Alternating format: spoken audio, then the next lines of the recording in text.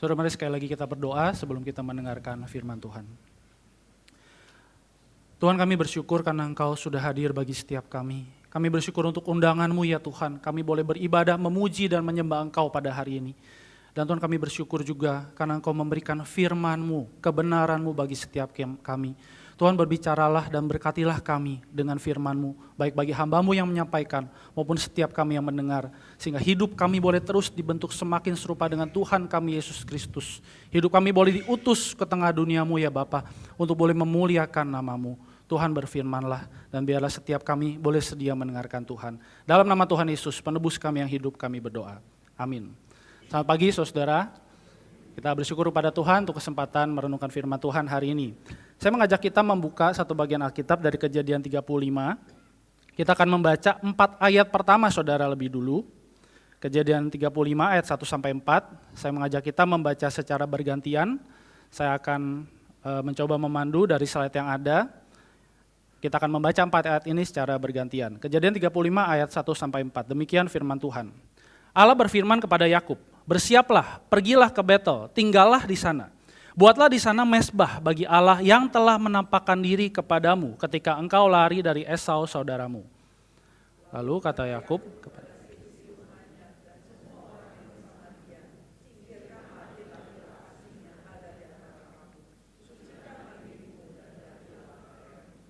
marilah kita bersiap.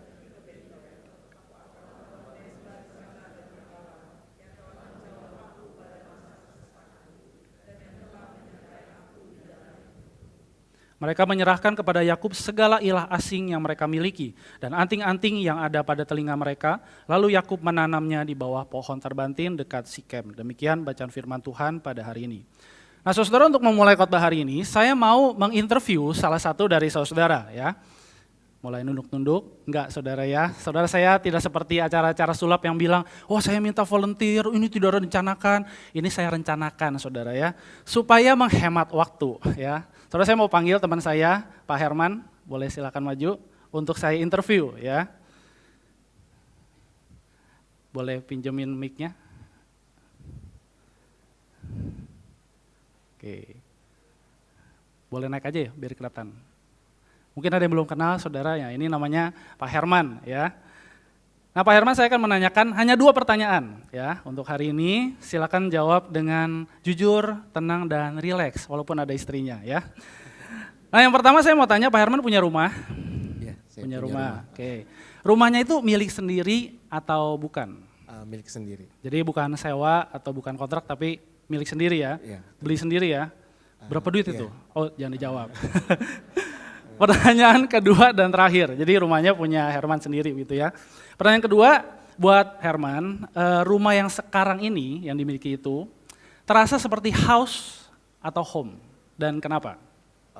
Ya terasa seperti house ya, jadi kalau kita pulang, kesibukan dari kerja, sampai rumah tuh ada anak, ya Fidel ya anak saya yang nyambut, jadi ada keceriaan. Gitu. Jadi ya kalau house itu ya seperti ketika saya pernah ditinggal pulang kampung sama istri saya dan anak saya, itu saya pulang hampa kosong. Waduh. Ya, bedanya mungkin di situ. Walaupun ada bangunannya tapi kok rasanya kosong gitu ya. Betul, di rumah.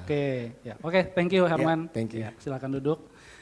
Nah saudara, saya kira setiap kita juga punya jawaban masing-masing ya untuk 2 pertanyaan tadi. Apakah kita memiliki rumah, dan ketika kita melihat rumah kita itu apa sih yang ada di dalam pikiran kita, apa yang kita rasakan. Apakah itu hanya sekedar sebuah bangunan, house begitu ya, atau itu home, sesuatu yang bagi kita itu wah ini tempat kita bisa pulang dengan tenang, tempat kita bisa mendengar anak-anak kita bersuka cita bersama-sama gitu.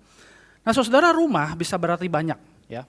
Tempat bangunan yang aman, nuansa keluarga yang harmonis, tempat yang aman dan nyaman untuk kita boleh pulang dari segala keletihan hidup kita. Namun saudara, ketika kita melihat segala sesuatu yang terjadi di dalam rumah, di rumah kita mungkin, atau mungkin di rumah-rumah orang lain, saudara, mungkin apa yang terjadi tidak seindah apa yang kita impikan. Karena saudara, mungkin di tengah dunia ini, ketika banyak orang memimpikan home is where the heart is. Rumahku adalah di mana aku boleh mencurahkan segala isi hatiku, tempat di mana apa yang paling berharga dari hidupku berada di sana. Tapi home mungkin menjadi where the hurt is. Di dalam rumah ada banyak luka, ada banyak kepahitan, ada banyak trauma di dalam kehidupan ini. Dan saya kira inilah yang sedikit banyak dialami oleh seorang Yakub di dalam kisah yang kita baca hari ini, saudara. Saudara, Yakub adalah seorang yang selalu mencari sesuatu yang bisa dia sebut rumah. Yakub adalah orang yang in search of a home. Dan saudara, kalau kita mencoba menelusuri kehidupan Yakub, perjalanan hidup Yakub begitu, maka sejak dia pergi dari rumahnya di Beersheba, Kejadian pasal 28 mencatat itu, saudara, Yakub sebenarnya tidak pernah punya a place called home, sebuah tempat yang dia bisa bilang, wah ini rumah saya gitu ya. Saudara, memang dia menetap akhirnya di Haran, di Padan Aram, di rumah Laban pamannya selama 20 tahun kira-kira. Saudara, bisa dibilang Yakub sudah punya house, bahkan dia punya household. Dia punya rumah tangga, dia punya keluarga yang besar, dia punya kekayaan. Tapi hatinya tidak pernah at home. Dia bisa punya bangunan rumah, dia bisa punya keluarga, rumah tangga yang besar dengan segala dramanya begitu ya, kita bisa baca. Tapi hatinya tidak pernah at home. Dan saudara, setelah Yakub berdamai dengan Esau di Kejadian 33, dia kembali mengalami situasi not at home di dalam kehidupannya ketika Yakub berpikir, dia sudah sampai di satu tempat yang dia pikir ini akan menjadi rumah saya, ini akan menjadi home saya. Saudara, sebelum Tuhan memanggil Yakub ke Betel di pasal 35, Tuhan sudah pernah memberikan panggilan yang lain. Kejadian pasal 31 ayat 3 mencatat demikian, pulanglah Yakub ke negeri nenek moyangmu dan kepada kaummu, aku akan menyertai engkau, kata Tuhan. Tapi saudara, apa yang terjadi setelah Yakub bertemu dengan Esau? Saudara, Yakub tidak kembali ke kampung halamannya. Dan dia malah tinggal di Sikem, saudara. Saudara, Kejadian 33 bagian akhir mencatat bahwa di Sikem, Yakub membuat kemah. Membeli tanah untuk mendirikan kemahnya. Dan dia mendirikan mezbah. Saudara, semua hal ini dicatat dan menunjukkan betapa hati Yakub sebenarnya ingin ke Sikem. Tinggal di Sikem, stay di Sikem, dan dia tidak pernah berpikir lagi untuk kembali ke kampung halamannya. Namun saudara, Sikem bukanlah kota yang Tuhan maksudkan bagi Yakub untuk dia boleh pulang, untuk dia boleh menemukan home di dalam kehidupannya. Saudara, panggilan Tuhan yang sesungguhnya adalah supaya Yakub kembali ke kampung halamannya. Sebuah rute perjalanan yang seharusnya membawa Yakub akhirnya melewati satu kota bernama Betel. Di mana Yakub pernah ada di sana, dijumpai Tuhan di sana. Dan dia sudah berjanji kepada Tuhan, dia akan kembali lagi ke Betel. Kalau Tuhan memimpin saya, kalau Tuhan memberkati saya, kalau Tuhan melindungi saya. Dan Tuhan sudah penuhi janji itu, bahkan ketika Yakub tidak memintanya. Namun saudara, ketika Yakub harusnya menaati panggilan Tuhan dan melewati Betel, tinggal di Betel harusnya, Yakub malah berbelok ke Sikem. Saudara, Yakub sedang berusaha menentukan home, rumah sesuai kemauannya sendiri. Tetapi dia tidak mendapatkan situasi yang homey, tapi yang dia dapatkan adalah horrible things. Hal-hal yang mengerikan yang terjadi di dalam kehidupannya. Anak perempuannya bernama Dina di pasal 34 dicatat diperkosa, dipermalukan. Keluarganya, saudara, terancam oleh kawin campur yang ditawarkan oleh Hemor, papa dari Sikem, yang memperkosa Dina. Anak laki-laki Yakub terbakar oleh kemarahan dan memanfaatkan sunat yang harusnya menjadi tanda perjanjian antara mereka, umat Tuhan dengan Tuhan, malah menjadi sarana untuk membunuh semua laki-laki di Sikem dan merampasi kota itu. Dan saudara, semua yang diperbuat oleh anak laki-laki Yakub ini, saudara, mengundang ancaman dari penduduk di sekitar kota-kota Sikem. Mungkin mereka takut, mungkin mereka berpikir ini keluarga yang gak benar. Mereka sudah membunuh semua laki-laki di Sikem dan mereka juga harus dimusnahkan. Saudara, keluarga Yakub mendapat bencana yang besar ketika Yakub berpikir bahwa dia sudah di rumah. Ini rumah baru saya, ini tempat yang enak untuk saya tinggal. Saya tidak perlu lagi balik ke kampung halaman saya tidak perlu balik lagi ke Betel. Tapi yang dia dapat, yang keluarganya dapat adalah bencana besar. Mereka takut, gelisah, kecewa, frustrasi dalam kehidupan. Namun di tengah situasi hidup seperti ini, Tuhan justru memberikan panggilannya bagi Yakub. Ketika Yakub dan keluarganya berusaha mencari jalan keluar, satu aja jalan keluar, a way out. Tuhan memanggil Yakub dan memberikan dia the only way home. Satu-satunya jalan Yakub bisa pulang, yaitu kemana? Ke Betel. Tuhan memanggil Yakub kembali ke rumah Allah. Saudara, pasal 35 ayat 1 saya akan bacakan kembali. Tuhan memanggil Yakub dan dia berkata, bersiaplah, pergilah ke Betel, tinggal di sana. Buatlah di sana mezbah bagi Allah yang telah menampakkan diri kepadamu ketika engkau lari dari Esau saudaramu. Saudara ingat kembali bahwa Yakub pernah berjanji kepada Tuhan untuk dia kembali ke Betel. Tuhan sudah memimpin perjalanan hidupnya dan kali ini Yakub tidak bisa menghindar. Yakub harus kembali ke Betel. Tuhan sudah memanggil dia dengan jelas kembali ke Betel, tinggal di Betel. Dan juga Tuhan memberikan sebuah perintah untuk mendirikan mezbah bagi Tuhan.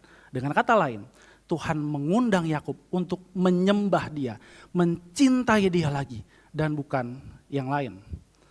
Dan saudara di ayat 2-4 yang tadi kita baca, Yakub dan keluarganya menunjukkan apa artinya menyembah Tuhan, mendirikan mezbah bagi Tuhan. Saudara yang pertama, menyembah Allah, menyembah Tuhan artinya menyingkirkan, membuang semua berhala yang ada di dalam kehidupan Yakub dan keluarganya. Saudara dicatat di sana ada ilah-ilah asing yang dipegang oleh Yakub dan keluarganya. Saudara mungkin ini menunjuk kepada Kejadian 31 ayat 19, di mana Rahel, istri Yakub, mencuri dewa atau terafim dari ayahnya, dari Laban. Saudara mungkin kondisinya saat itu Yakub yang gak senang dengan Laban, dia ingin kabur membawa keluarganya begitu. Dan Rahel sebagai istrinya merasa, waduh ini kehidupan yang gak enak, masa saya kabur dari kampung halaman saya butuh perlindungan, saya butuh jaminan. Apa yang harus saya lakukan? Saya bawa dewa ayah saya begitu. Dia bawa, dia umpetin dan tidak ketahuan dan saudara sangat mungkin tidak hanya Rahel. Mungkin anggota keluarga Yakub yang lain pun memiliki ilah-ilah asing, dewa-dewa yang mereka simpan. Nah saudara pada masa itu ilah asing, foreign gods atau household gods gitu ya, dipercaya dapat membawa keberuntungan, membawa perlindungan, ilah-ilah yang berguna sebagai alat meramal masa depan, dan juga simbol dari hak atas warisan dalam sebuah keluarga. Wow. Saudara ini semua hal yang diinginkan kenyamanan, keamanan hidup oleh orang-orang waktu itu saudara.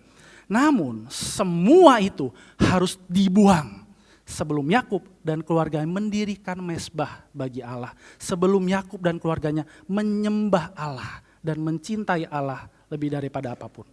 Saudara dengan demikian, ketika Allah memberikan perintah, Tuhan memberikan perintah kepada Yakub untuk mendirikan mezbah, menyembah dia. Dengan kata lain, Tuhan tidak mau diduakan. Hanya dia satu-satunya yang harus disembah dan dicintai oleh Yakub dan keluarganya. So yang kedua, arti dari menyembah Allah adalah menyucikan diri, menguduskan diri, dan mengganti pakaian. Sebuah ekspresi, sebuah tindakan yang terlihat dari luar dan menunjukkan apa yang ada di dalam hati seseorang. Yaitu hati yang tahu diri, siapa sih saya di hadapan Tuhan. Ketika ingin menyembah Tuhan, kita harus tahu diri, saya harus tahu diri siapa saya di hadapan Tuhan. Yakub dan keluarganya harus tahu diri, siapa mereka di hadapan Tuhan. Mereka adalah orang-orang yang tadinya memberontak kepada Tuhan, penipu-penipu, orang-orang yang menyembah ilah-ilah asing. Tapi mereka dikuduskan, dipisahkan dari orang-orang yang lain untuk boleh menjadi milik Tuhan. Karena anugerah Tuhan, mereka diubahkan hidupnya, diganti pakaiannya. Manusia lama mereka, kehidupan lama mereka sudah berlalu. Yang ada adalah kehidupan baru mereka saudara. Dan itu hanya terjadi karena Tuhan beranugerah bagi mereka. Dengan demikian, kembali ke Betel bagi Yakub dan keluarganya adalah kembali mencintai Tuhan dan menyembah Tuhan dan bukan yang lain. Kembali kepada Tuhan artinya adalah kembali mencintai Tuhan dan menyembah Tuhan. Nah saudara, adakah situasi seperti ini sedang kita alami di dalam kehidupan kita? Saudara, situasi seperti Yakub yang tertekan, frustrasi, kecewa dengan kehidupannya, dengan kehidupan kita. Apakah mungkin sedang kita alami? Dan saudara, di tengah-tengah kondisi itu, di saat-saat seperti itu justru Tuhan memanggil kita untuk kembali kepada Dia. Panggilan yang membongkar seluruh isi hati kita. Apakah ternyata di dalam hati ini masih ada berhala-berhala yang kita sembah? Masih ada hal-hal selain Tuhan yang kita cintai. Masih ada sesuatu yang kita sembah selain Tuhan. Panggilan dari Tuhan yang membawa kita kembali untuk menyembah Dia. Satu-satunya Tuhan dalam hidup kita. Panggilan yang membuat hati kita single hearted. Hanya menyembah, hanya loyal, hanya mencintai Tuhan. Dan bukan yang lain. Saudara, adakah saat ini kita sedang mendengar panggilan Tuhan itu di dalam hidup kita? Dan saudara, selain memanggil Yakub untuk kembali menyembahnya, Tuhan memanggil Yakub ke Betel supaya Yakub kembali percaya kepada janji dan kuasa Tuhan. Kembali ke Betel bagi Yakub berarti kembali percaya pada janji dan kuasa Tuhan dan bukan percaya kepada yang lain. Soal ayat 9 sampai 15 mencatat bagaimana Allah menampakkan diri kepada Yakub dan memberkati dia. Dan saudara, kita bisa memahami perjumpaan ini melalui dua nama yang dicatat di dalam ayat 9 sampai 15.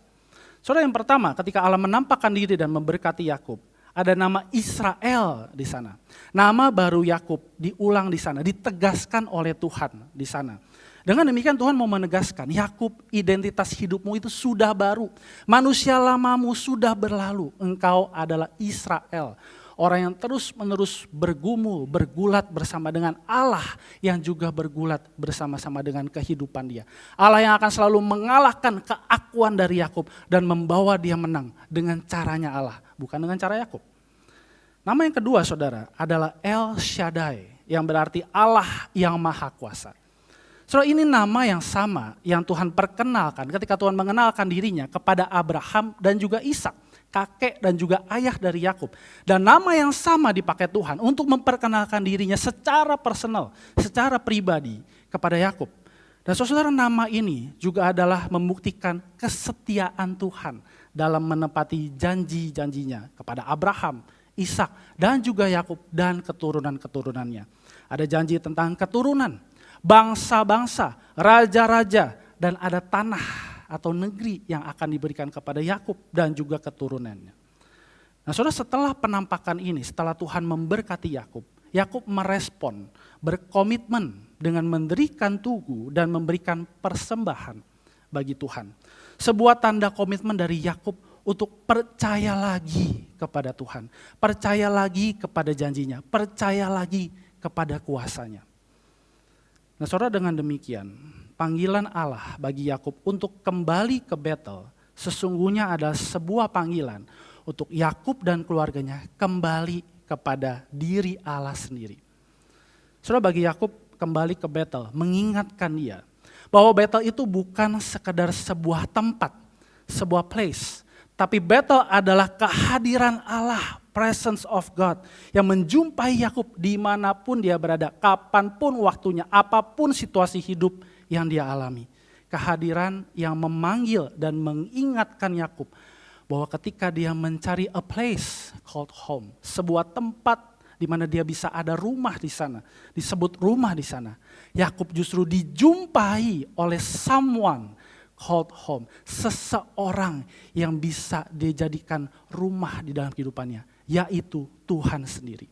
Perjumpaan yang penuh dengan anugerah bagi Yakub dan keluarganya, karena Allah membawa dirinya sendiri sebagai rumah yang sejati, the true home bagi kehidupan Yakub dimanapun dia berada, kapanpun waktunya dan apapun situasi hidup yang dia alami. Saudara, mungkin kita berpikir bahwa wah ini seperti cerita happy ending ya. Setelah selesai berjumpa dengan Tuhan di Betel yang kedua kali, hidup Yakub akan mulus. Tapi saudara, bagian berikutnya mencatat bahwa kehidupan Yakub setelah Betel bukanlah kehidupan yang mulus. Pasal 35 ayat 16 sampai 29 bahkan pasal-pasal selanjutnya dari kitab Kejadian menunjukkan bahwa hidup Yakub tidak selalu baik. Ia mengalami kematian saudara dari Ishak ayahnya, kematian dari Rahel istri yang dikasihinya. Walaupun saat itu Benyamin lahir saudara. Ruben anak pertamanya mengkhianati dia, meniduri Bilha, berusaha mengambil tampuk kepemimpinan keluarga dari Yakub dengan mencoreng reputasi papanya. Yakub hampir kehilangan Yusuf, anak yang dikasihinya. Terus setelah dari Betel yang kedua, hidup Yakub tidak selalu baik.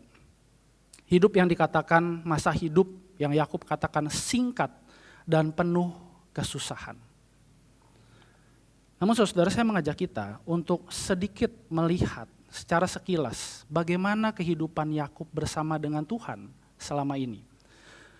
Saudara, sejak dia lari dari Berseba dari rumahnya, Tuhan sudah berjanji Aku akan menyertai engkau kemanapun engkau pergi. Aku akan melindungi engkau. Aku akan membawa engkau kembali ke rumahmu. Dan aku akan setia melakukannya. Aku tidak akan meninggalkanmu. Ketika Yakub mau lari dari Laban, dia kecewa dengan Laban, mertuanya sendiri. Tuhan berkata, pulanglah ke negeri nenek moyangmu dan kepada kaummu.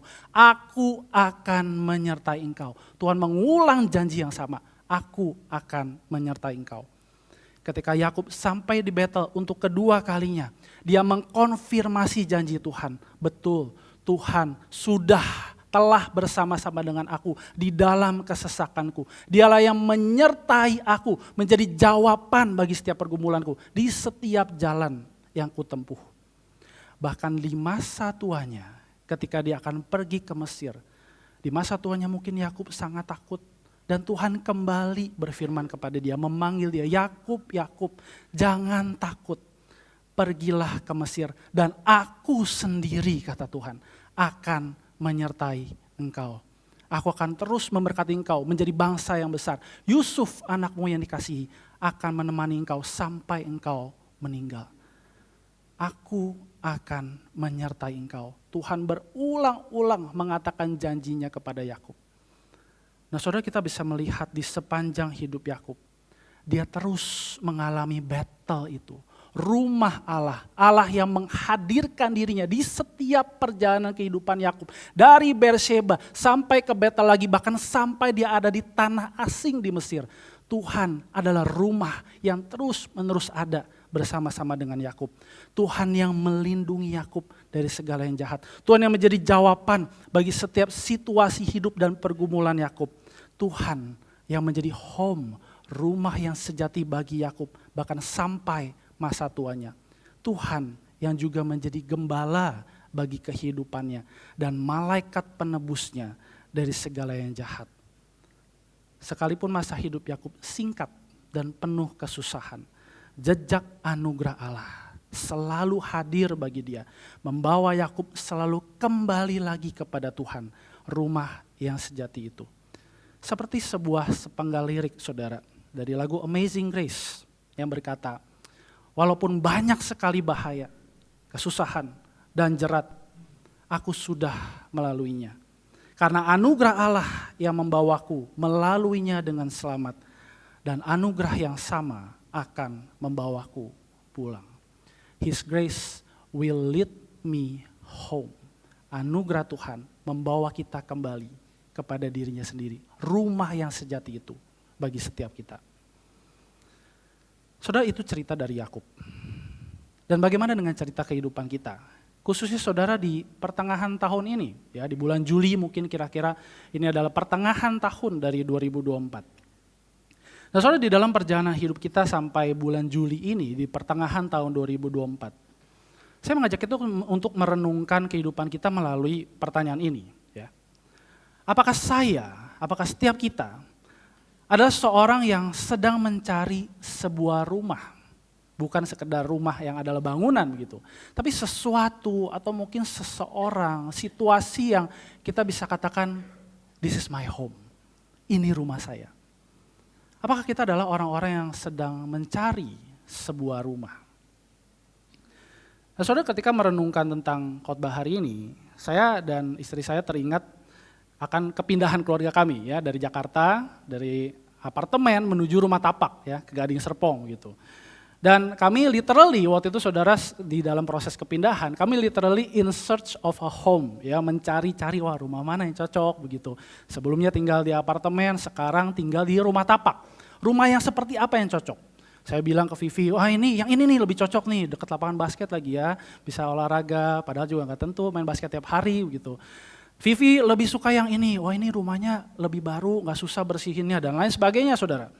Nah, saudara, ketika kami sudah memilih satu rumah dan kami hampir selesai pindahan, saya pribadi merasa, wah enak sekali ya ternyata tinggal di rumah tapak, landed house gitu. Lebih homey suasananya dibandingkan ketika kami tinggal di apartemen. Ya. Klasternya kelihatannya aman dan nyaman, saya taruh sepeda di depan, sampai sekarang belum pernah hilang, puji Tuhan saudara ya. Suasananya, klasternya friendly buat anak-anak untuk main gitu. Ada banyak anak sering main sore-sore. Mau parkir mobil, nggak pusing cari parkir seperti di apartemen, tinggal bles masuk begitu ya. Kan parkiran punya sendiri begitu. Dan ruang kerja, bagi saya juga ada satu kamar yang menjadi ruang kerja, wah kayaknya lebih nyaman, lebih homey, lebih private begitu bagi saya. Namun saudara, tanpa disadari, saya dan Vivi terlalu sibuk untuk mengurus rumah, menata rumah, mengisi rumah kami. Dan ketika rumah itu hampir selesai, ya, masih ada banyak hal harus dibersihkan, dirapikan begitu. Vivi sakit. Dia demam berdarah, dia harus dirawat di rumah sakit. Nah, soalnya saat itu suasana homey yang saya pikirkan seketika bubar, ya. Rumah tangga saya terasa pincang karena saya harus mengurus segala sesuatu, termasuk mengurus Jet sendirian begitu karena Vivi sakit. Namun saudara, di dalam kondisi yang seperti itu, Tuhan menjumpai kami dan menarik fokus hati kami kembali kepada Dia sendiri, yang menjadi home yang sejati bagi kami. Ketika saya merasa pincang di dalam mengurus rumah tangga, Tuhan menjadi home yang memberikan kekuatan bagi saya. Saya boleh mengurus Jet, saya boleh melakukan tetap beberapa pelayanan sambil saya juga merawat Vivi. Dan ketika Vivi sakit, Tuhan menjadi home yang menghiburkan dia, memberikan dia kepastian akan tenang, suamimu, anakmu aman bersama denganku. Tuhan menjadi home bahkan bagi anak kami, Jet. Ketika dia harus dititipkan selama beberapa hari, tinggal gak sama papa mamanya, ada rasa aman yang Tuhan berikan bagi dia. So, di tengah kondisi seperti ini, di kondisi yang tidak ideal, Tuhan justru hadir bagi kami, membawa dirinya menjadi home di dalam setiap pergumulan kami. Ketika kami mencari in search of a home, Tuhan hadir datang bagi kami, membawa dirinya menjadi rumah yang sejati bagi kami. God has came to us and made His home among us. Nah, saudara, saya yakin Tuhan juga sedang datang di dalam kehidupan setiap saudara-saudara untuk boleh membawa dirinya sendiri sebagai rumah yang sejati itu, membawa kita kembali kepadanya. Bagi setiap kita yang mungkin saat ini sedang tersesat, kita sedang mencari tujuan hidup kita. Bagi kita, bagi engkau yang sedang merasa not at home di dalam kehidupan rumah tanggamu. Bagi setiap saudara yang merasa sulit sebagai orang tua untuk menghadirkan artinya rumah itu apa bagi anak-anak. Bagi setiap saudara yang sedang lelah mencari kasih, mencari pengampunan, mencari damai, mencari penghargaan, mencari pengakuan dari orang lain.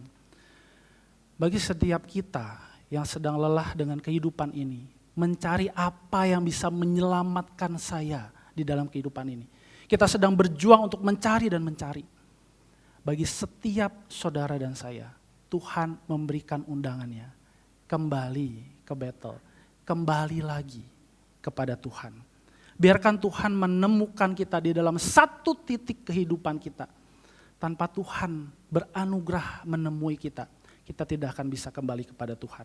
Biarkan Tuhan menemukan kita dalam satu titik itu. Sehancur apapun, segelap apapun, sejauh apapun engkau sudah tersesat. Pulang, saudara. Kembali kepada Tuhan. Anugerah Tuhan tidak akan gagal untuk membawa kita kembali kepadanya. Anugerah yang akan terus menemani kita, membawa Tuhan, kehadiran Tuhan sendiri menjadi home, rumah yang sejati bagi kita. Anugerah yang akan terus menolong kita menghancurkan segala berhala di dalam hati kita, membawa kita mencintai Tuhan lebih dari apapun, membawa hati kita menyembah hanya Tuhan dan bukan yang lain.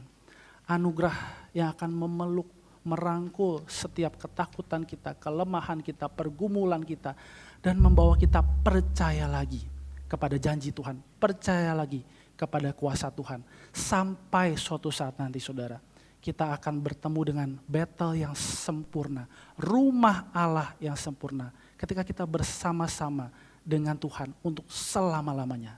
His grace will always lead us home. Mari kita berdoa.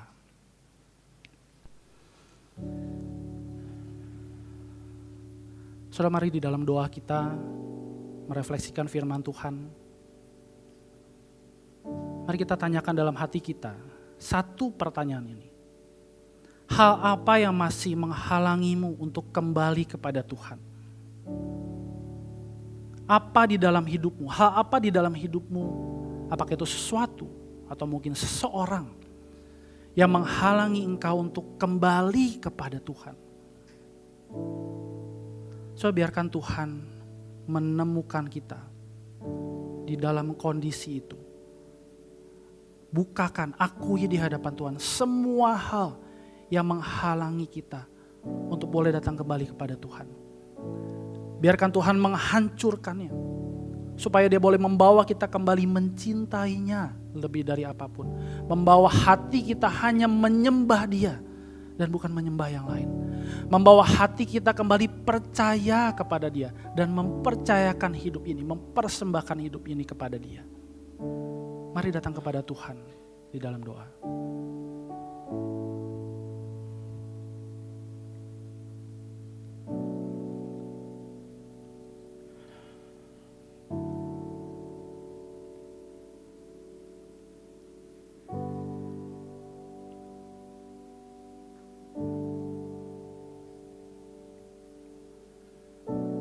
Tuhan, kami datang membawa seutuhnya diri kami di hadapan tahta kasih karunia-Mu.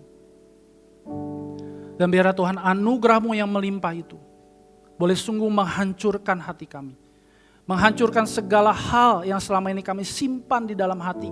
Entah itu dosa, entah itu berhala dalam hidup kami. Segala sesuatu yang menjauhkan kami dari Tuhan. Membelokkan jalan kami dari jalan Tuhan. Tuhan hancurkan semua itu. Temukanlah kami Tuhan di dalam satu titik di dalam hidup kami, supaya kami boleh sekali lagi kembali kepada Engkau Tuhan. Kami boleh mengalami battle itu. Rumah yang sejati datang bagi kami, yaitu diri-Mu sendiri Tuhan bagi kami. Engkau sudah datang bagi kami, Engkau membuktikannya. Ketika Engkau datang ke dunia, Engkau mati di kayu salib menebus dosa kami. Engkau bangkit meninggalkan kubur yang kosong, memberikan hidup yang baru bagi kami. Dan Engkau terus menyertai kami. Sebagaimana Engkau menyertai orang-orang yang terdahulu, Engkau pun menyertai kami. Sampai Tuhan, suatu saat nanti, kami boleh mengalami battle yang sempurna. Kami berada di rumah Allah, bersama-sama dengan Tuhan, untuk selama-lamanya. Tolong kami Tuhan, menantikan battle itu. Kami boleh terus hidup kembali kepada Tuhan. Kembali mencintai Tuhan. Kembali menyembah Tuhan. Kembali percaya pada kuasa dan janji Tuhan. Tuhan dengarlah seruan hati kami. Dalam nama Tuhan Yesus, menebus kami yang hidup kami berdoa. Amin.